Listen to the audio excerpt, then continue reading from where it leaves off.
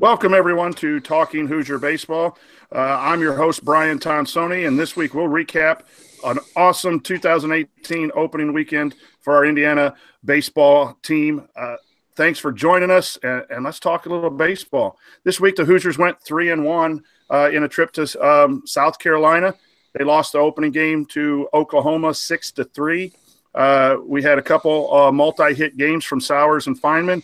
Had a couple of relievers come in and throw 3 scoreless innings, Nick Eaton and Austin Long, in the loss. We bounced back on Saturday to beat Kansas State 5-0. Paulie Milto with 6 innings of shutout effort on the mound. No hit for over 5 innings.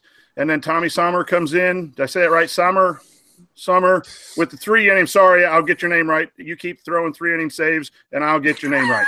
There you go. Sowers, Feynman, Dunham, and Gorski with multi-hit games, and Sowers hit his 2nd home run in as many days. And then Sunday, South Alabama, 8-4. Brian Hobby, B.J. Sable, and Cal Kruger with 6 innings of 1-run relief on the mound, with Kruger getting the win as Logan Kalitha hits a walk-off grand slam for the 2nd win of the season. Luke Miller hit his 1st home run of the year, and the Hoosiers stole 8 bases in the game. And then this morning, the final game of the road trip against Coastal Carolina, an IU victory, number 3, 6-5. Cal Kruger gets his 2nd win in relief, and Matt Lloyd gets the save. We'd love to see that happen all year long. We had a couple other relievers, again, pitch 6 innings of awesome relief. Luke Miller hit 2 home runs, making that 3 on the season. Sowers and Kalitha had multi-hit games as well, as the Hoosiers came from behind to get the win. So let's start this podcast off like we're going to start every podcast off, and that's with our Hoosier moments.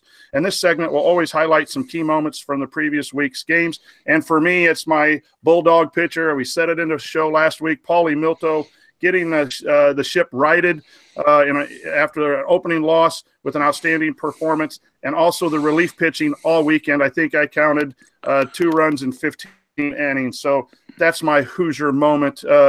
Chris Feeney, welcome to tonight's show, and what is your Hoosier moment? I'm going to go with Luke Miller's day today. Big game today. Let's see, 2 home runs, 5 RBIs.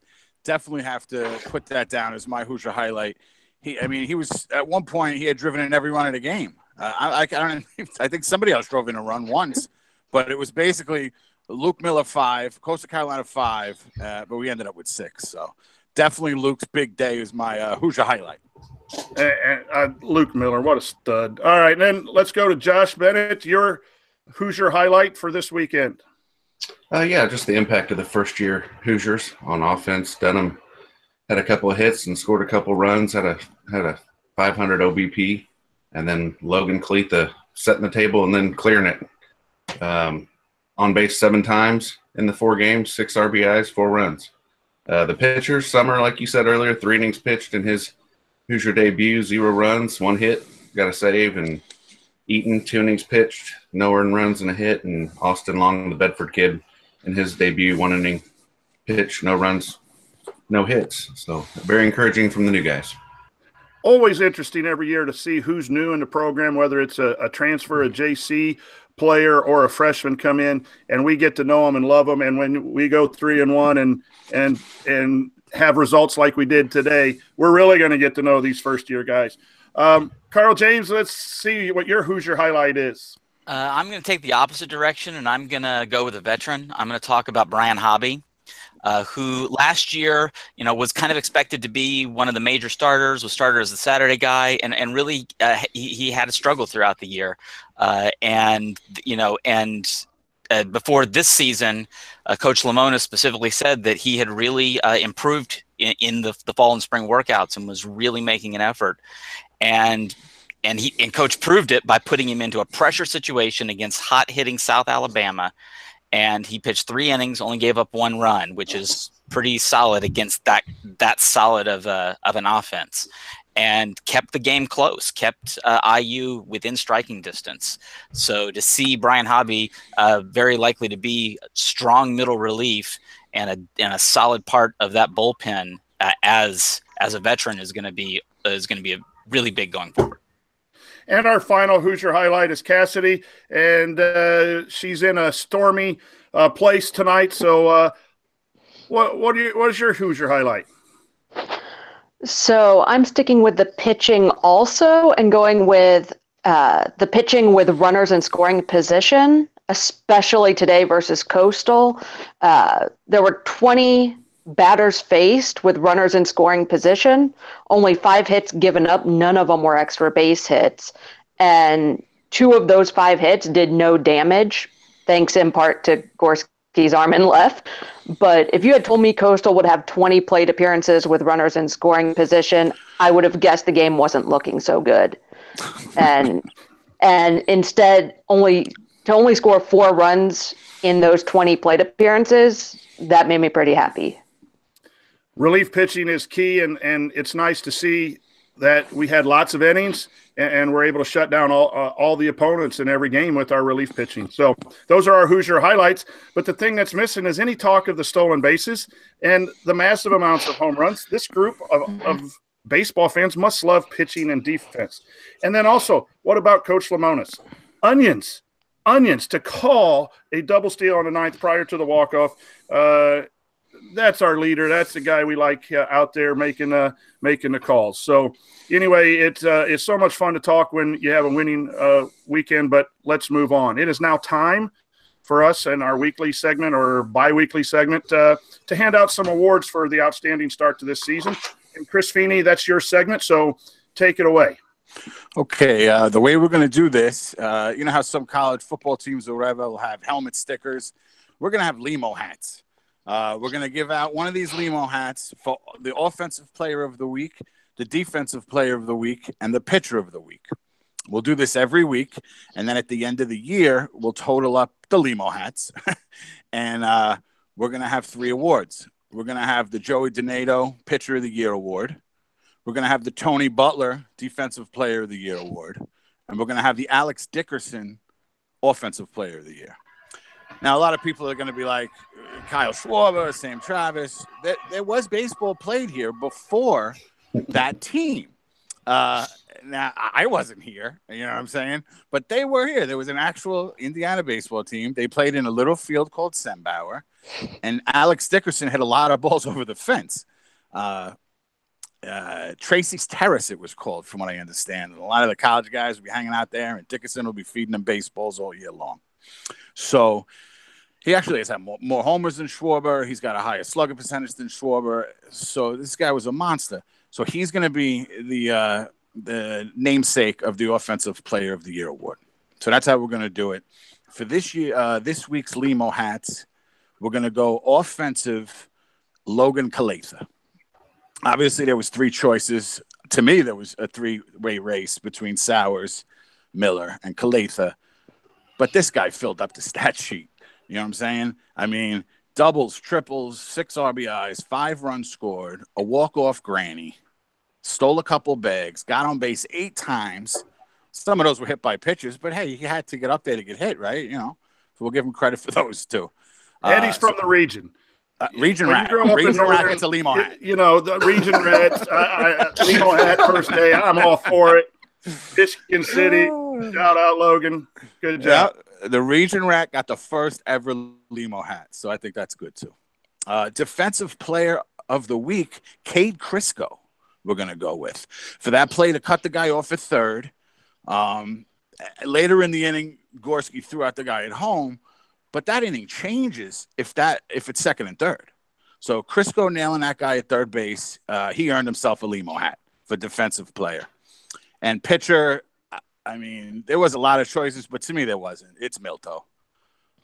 Coming off, game 1 loss. Not that, the sky was falling or anything. It wasn't Chicken Little, but it was a big performance, Guy was throwing a no-hitter. I was making Fight Club references on Twitter because I didn't want to say it, right? The first rule of Fight Club is you don't talk about Fight Club. Obviously, the no-hitter got broken up, but he was a monster. He was a stud. Milto gets the Limo hat for the Pitcher of the Week, and those are our 3. We'll keep a tally, and hopefully we can get Drew on board some weeks, depending on how he's doing and stuff like that, and he can maybe give out the awards himself. Okay, so I'm the host of this show, and I'm going to throw a little curveball here right away. When you win 3 games on the road to start the season, there's got to be, the 3 Limo hats are fantastic. Great choice. Did an excellent job. But there's more people that we need to applaud here, and they don't runner-up Limo hat maybe. True. For players. I mean, Luke Miller hits 3 home runs and doesn't even get a Limo hat. Well, like I said, Sowers and Miller were right up there with them, but Calatha filled the stat sheet a little more. So, Josh, give Feeney a little bit of a, taste of his money here. And who else should have been considered for a Limo hat? Well, I got Miller. Yeah, that's where I'd go to. He had, we were discussing after his second home run today, that was 3 official at-bats in a row that he had homered. So, yeah, I think maybe a walk-off grand slam trumps that, but still, that's a pretty good run. Yeah, that's hard. Miller was the man today. Absolutely. Cassie, tell Feeney who needs a Limo hat that didn't get one. Looking at an interesting stat, I'd go with Cal Kruger. Struck out 40% of the batters he faced this weekend. I'm going with him. The dude gets 2 wins and Feeney doesn't give him a hat. I mean, this is crazy. This is crazy. Carl, tell Feeney who should have got a Limo hat. Logan Sowers. He only struck out 1 time. Logan Sowers in 4 games. The one thing that was the albatross for him was the strikeouts. And not only did he get lots of hits, but he was making contact, and that was just phenomenal.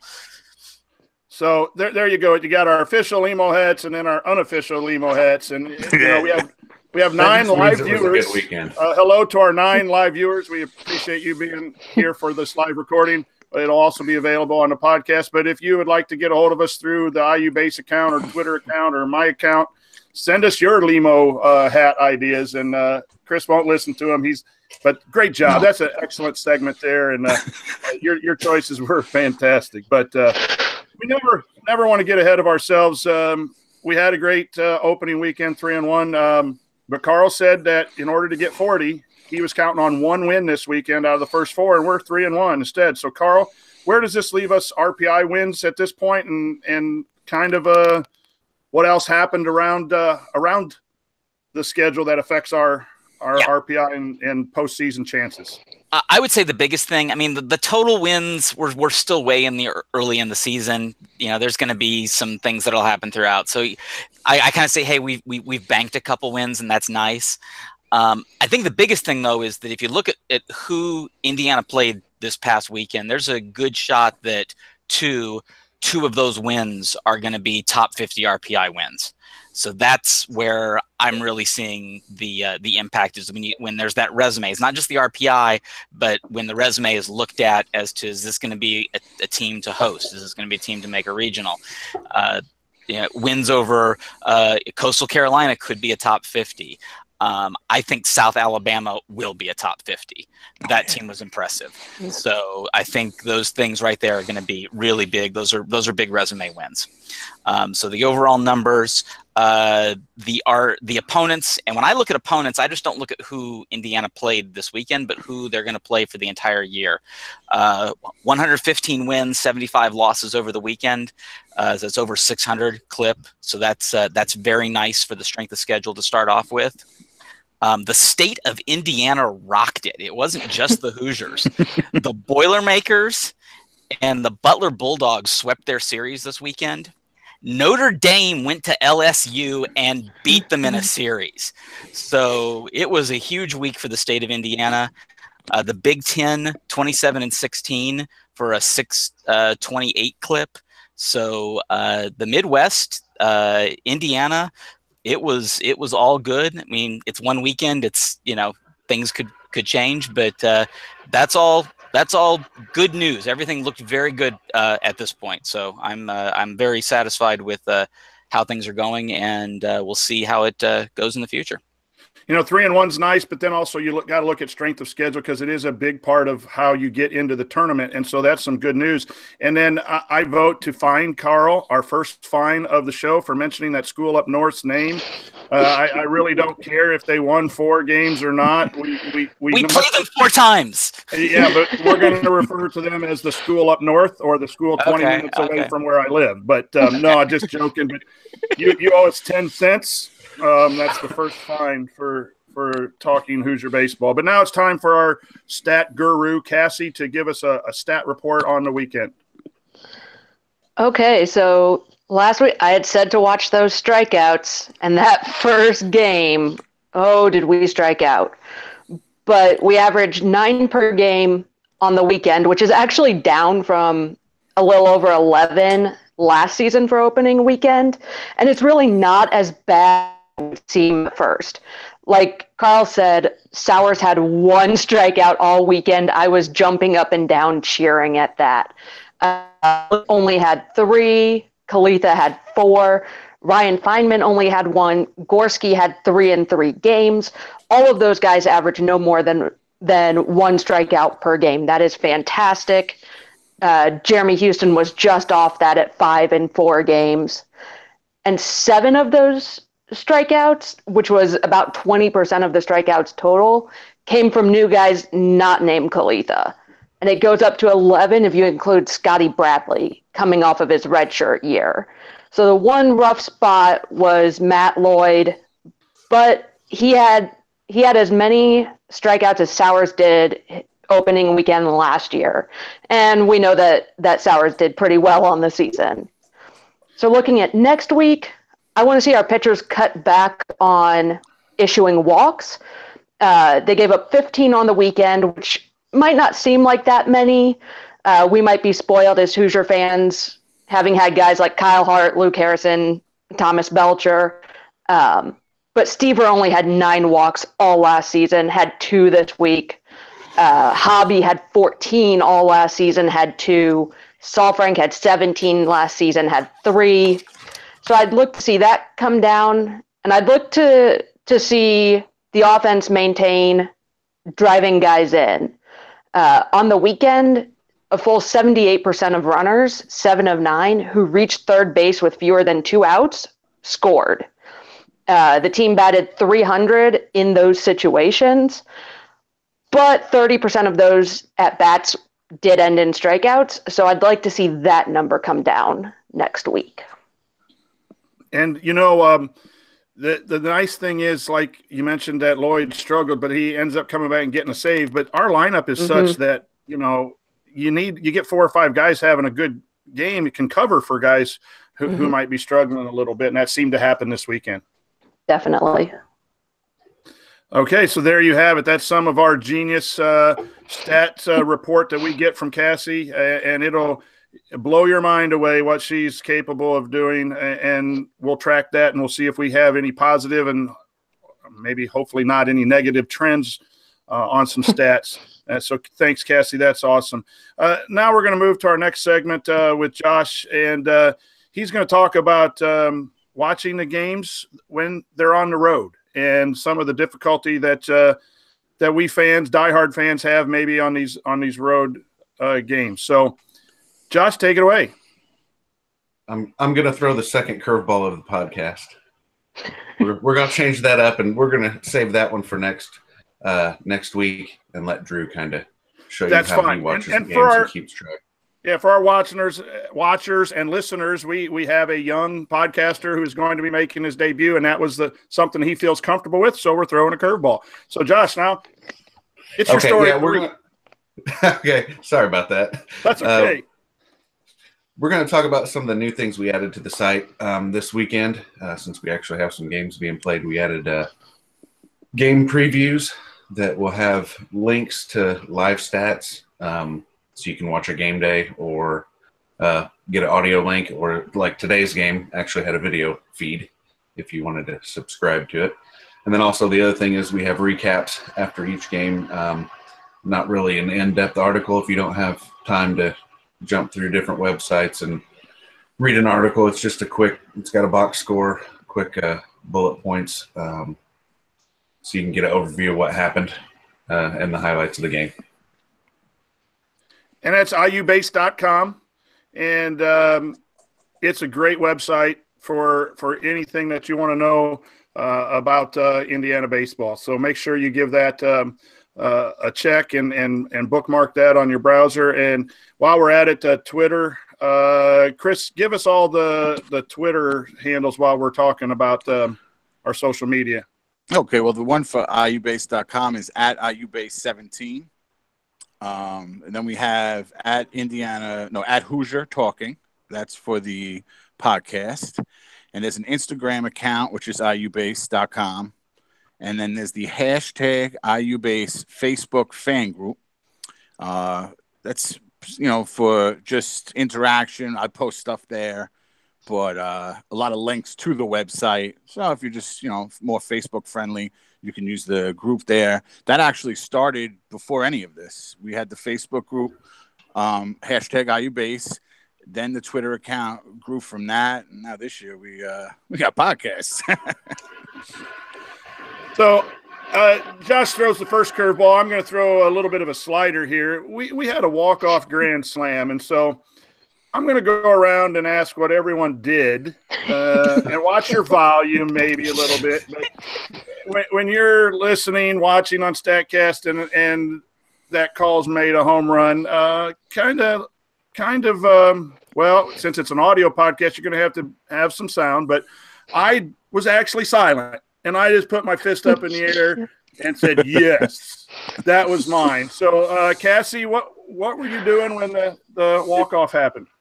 So I was actually in Nashville, Indiana. I had spent the weekend at my soon-to-be sister-in-law's bridal shower.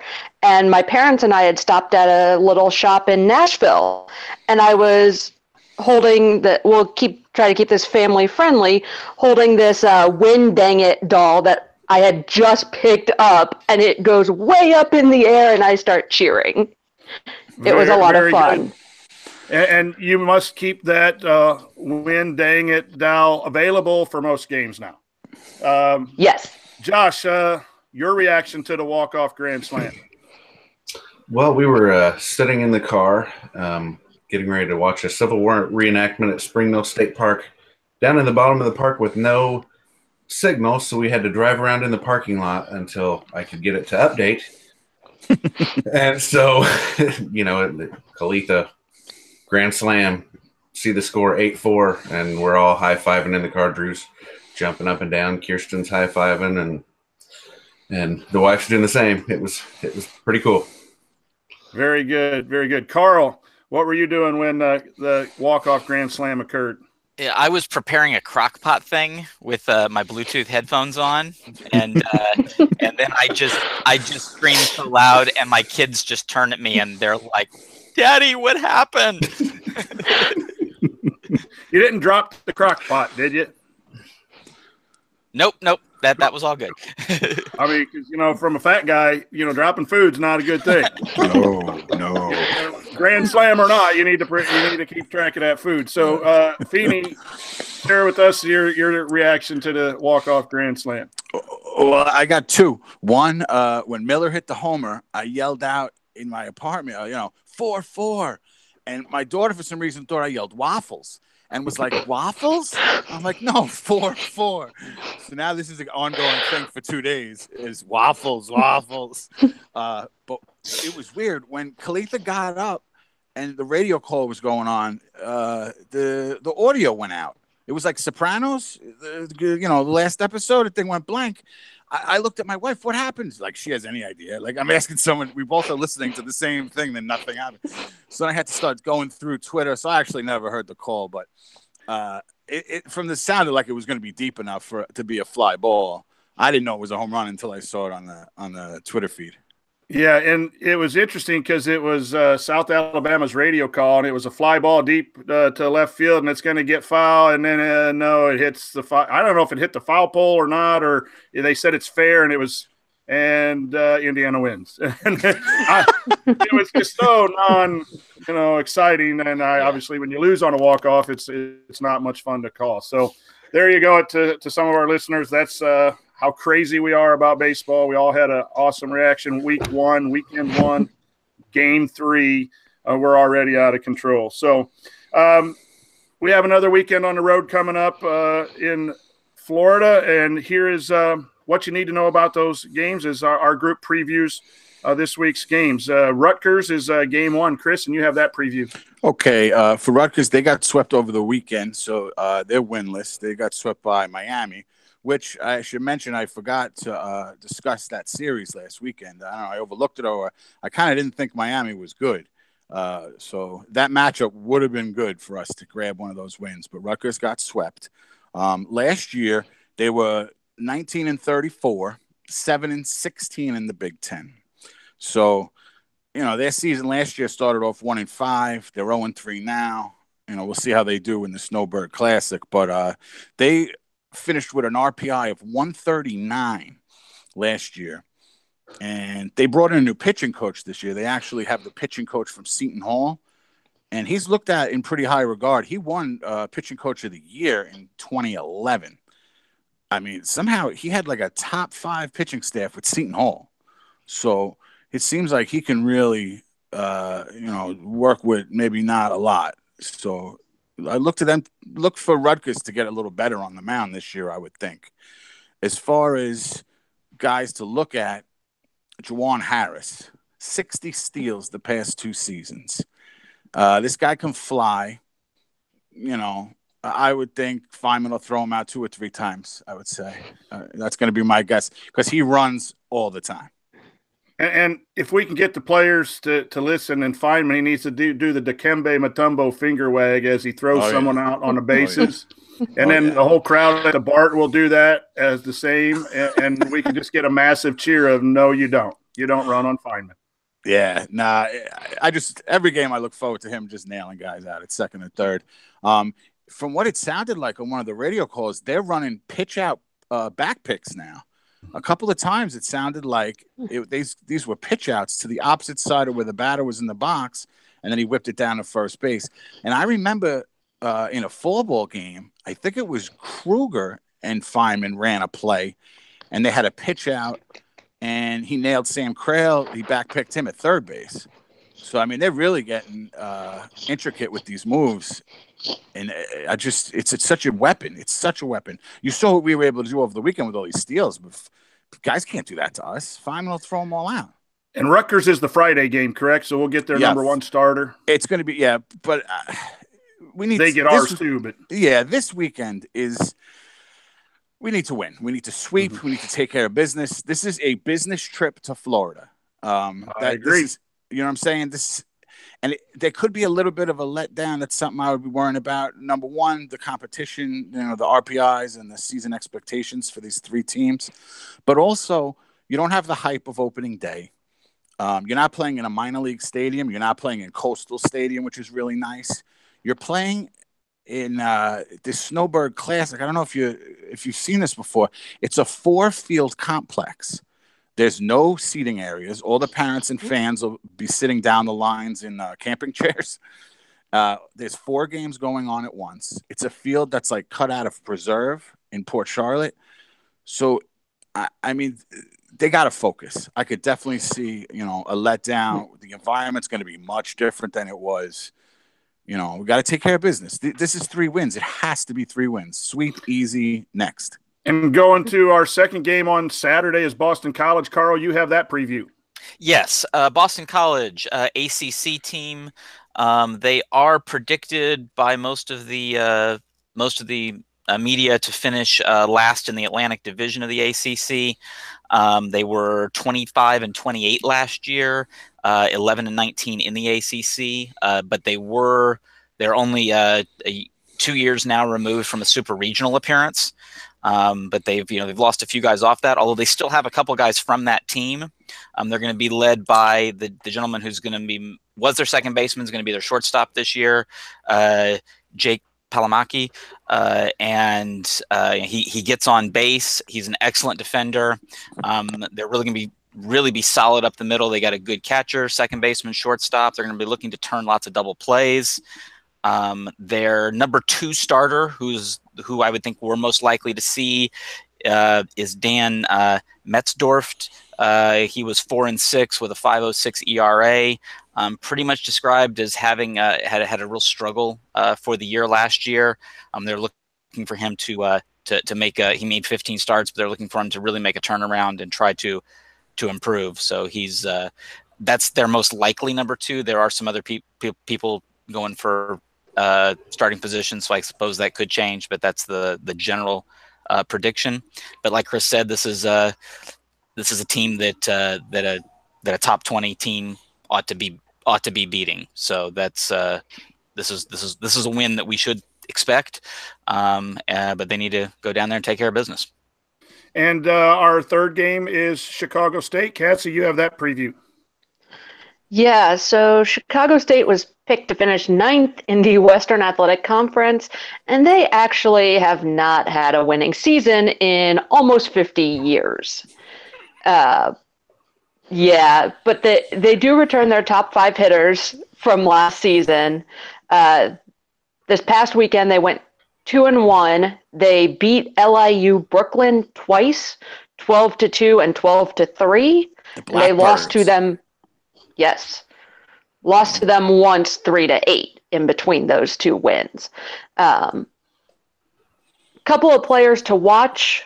Their leadoff guy, Zach Thomas, is a two-way player, left field and pitching. He hit .364 on the weekend, and he started game 3, so could be the starting pitcher that we see. He had 8 Ks in 6 innings, gave up 5 hits, but 2 of those were home runs and 1 was a double.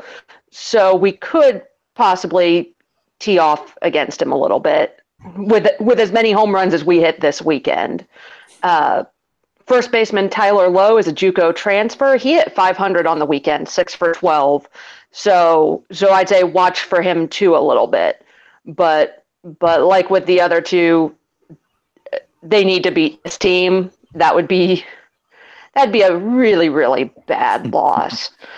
And correct me if I'm wrong, but isn't that where Rogers Alligator Pond is? That he was always talking about? It could be. We've been there 2 out of the last 3 years. We didn't go last year, though. Yeah, I remember something about Laren hit one out to the alligator pond at some point. Well, let's hope we feed the alligators a lot of baseballs then. Just send them flying out there. And, you know what? Baseball. I think that was Florida International. I'm sorry, Brian. That was Florida International. I remember Roger. Was it? That game. Yeah. Well, we'll just make a pond here this week, and we'll load them up with baseballs because we just flat out hit home runs like crazy. So, you know, it's a game of baseball, and it's a game of failure. And the goal of every weekend is to win 2 out of 3, and you're in good position. This is a weekend which looks like we really probably should go 3-0, but, you know, sometimes you boot the ball around or something crazy happens. So I'm hoping for at least 2, if not 3 wins, and then come back and we'll the following week on a trip out to San Diego. So weekend 1 is in the books, and the Hoosiers started out that 2018 season on fire, 3-1. They've got the 3 games in Port Charlotte, Florida this weekend. And final thoughts, everyone. We'll send it to you, Cassie, first for your final thoughts. So I think sitting at 3-1 so far just looks fantastic with the competition we played. But I'm really hoping that we don't overlook them and overlook Rutgers, Boston College, and Chicago State. On my end, on my nerdy stats side, this early we always get some really weird stats, and so I can't wait to get some more data and even these things out. So things like Kalitha is currently batting 1,000 with runners in scoring position. He's 3 for 3. Yeah. And so Limo. So I'm excited to get some more data here. That's why he has a limo hat. That's right. He got the limo hat, and then he's going to bat 1,000 with runners in scoring position all year. So I didn't even know that, and that's why he has a limo hat. That's right. Carl, your final thoughts in this podcast. I just, in case there was some people who's like, yeah, 3-1 for a team that's a top 20 team, that is great. To just put it into perspective, Indiana was by far the most northern team at this event, and this was an event chock full of really good teams. 3-1 was an outstanding performance. These guys really, really did well, and as I said, we that's why I was saying 3-0. We expect 3-0 next week, but 3-1 was awesome, and I just wanted to stress how big that really was. And folks, that's from our RPI guys, so that's fact. Josh, your final thoughts on this podcast? Yeah, I'm just excited that we got off to a good start. It seems like it's been a trend the last few years that we just get off to a horrible start, and then when the conference season begins, we're behind the 8 ball and have to fight our way out of it. I think it's just good to be sitting 3-1 and not behind the 8 ball already. That's a great point, because even in the College World Series year and the year following, we got off to a slow start, and then you're banking on that first homestand to try to, go 9-1 or 10-0. So yeah, that's an excellent point there, that it would be nice to get out and get a records going and have a little comfort built into some things in case some crazy things happen. Chris Feeney, your final thoughts tonight. Just a great weekend, like Carl said, unexpected. Let's be honest. We didn't think 3-1, 2-2. I would have been great. 1-3, we even thought about, depending on who the one win was against, could have been even, great also. It was a great surprise, a great weekend, close games. I mean, we were on the edge of our seat right away from the beginning of the season. I had the no-hitter going the first day, and then the next 2 comebacks.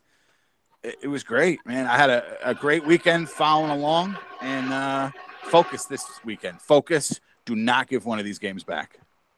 And if any of the players' parents or the players happen upon this podcast, fight, really hard for that limo hat, because, we mean business.